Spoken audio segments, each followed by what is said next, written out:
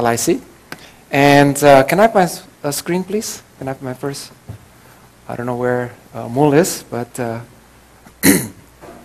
I want to let you know that, of course, today we are going to speak about Mother's Day. Since I know it's tomorrow, but since today is our worship service, so we want to kind of like give you a message that will encourage all of us. And now I just want to prepare you too that this message is for both moms and wives, okay? So it doesn't necessarily have to be just for mom, but for the wives and potential moms coming up. And so we want to bless you. And maybe like Awan, he starts with a little joke, so I just want to start with a mini joke. You know the saying that you teach a man, not you teach a man, you give a man a fish and he'll be filled for the day. But you teach him how to fish and he will be filled for the rest of his life. Well, one mother decided to teach her daughter a lesson from that phrase. So she said, you cook a fish for your husband and he'll be filled for the day. But you teach your husband how to fish and you get rid of him for the weekend, okay? So anyways, for those of you who likes to get rid of your husband for the weekend, so you know how to do it now. I want to show you some pictures about, from the animal kingdom, about the love of a mother. And you tell me which one is the best mom out of these animal kingdoms.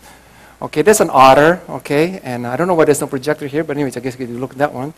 And here's a kind of polar bear, and how with her cubs.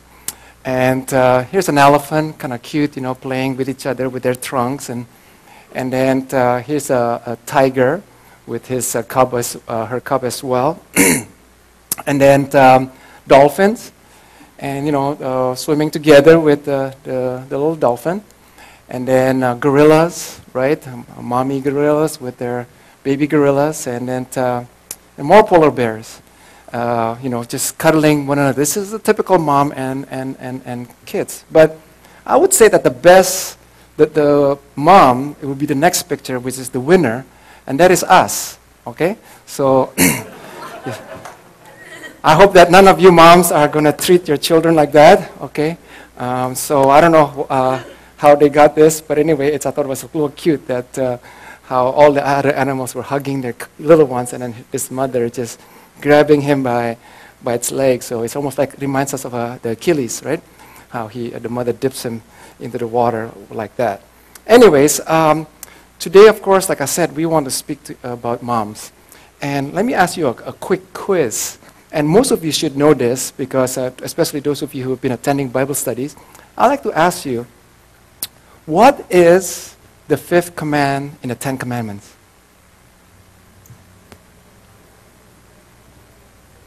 That's what I hear. Okay. I think some of you said honor your parents or honor your father and mother, which is correct. Okay. The fifth commandment, as you can see there in the second chapter or the second. Oh, okay, that one. The right part there is honoring your father and mother.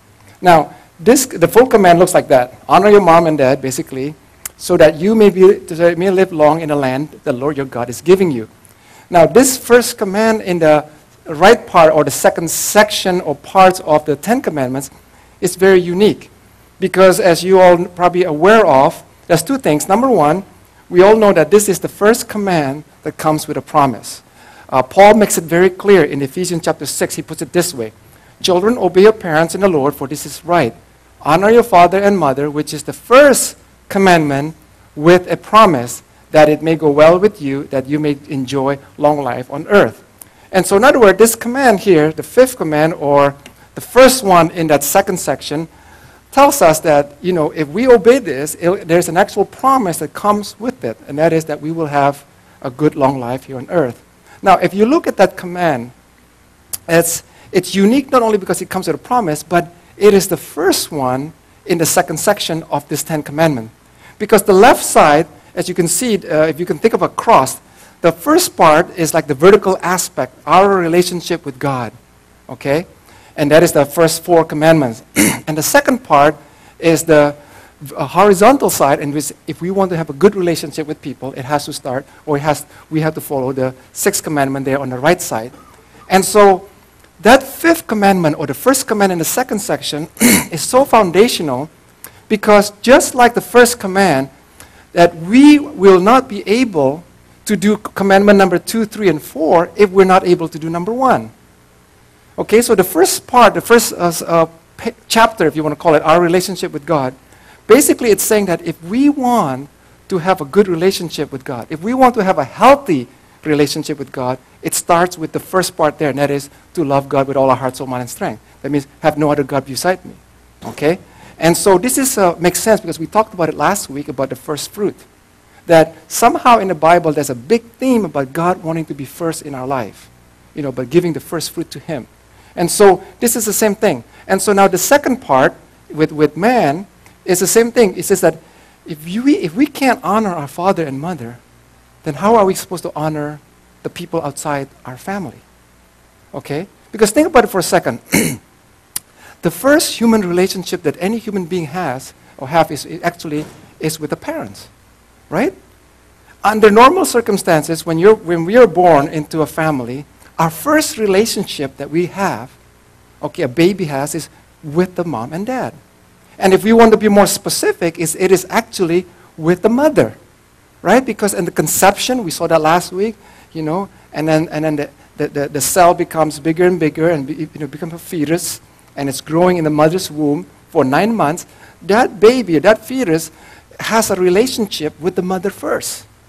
You know, the emotion kind of impact each other. The mom's emotion will impact the baby, and the baby's emotion, you know, will impact the mother. So that first relationship is with the mother, but even when the baby comes out, the first relationship is with the parents.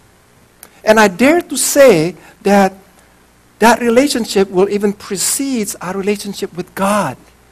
At least, you know, a baby are not able to have a relationship that we think can, that coherently with God until they are older. So, and a good example of this is actually Samuel. If you remember Samuel, when he was dedicated after he was weaned by the Hannah, the mother, he was brought to the temple, and Eli had to raise him up. And in 1 Samuel 3, it says like this. It says that, now Samuel did not yet know the Lord. The word of the Lord had not yet been revealed to him. So if you remember that story, God called Samuel 3 times.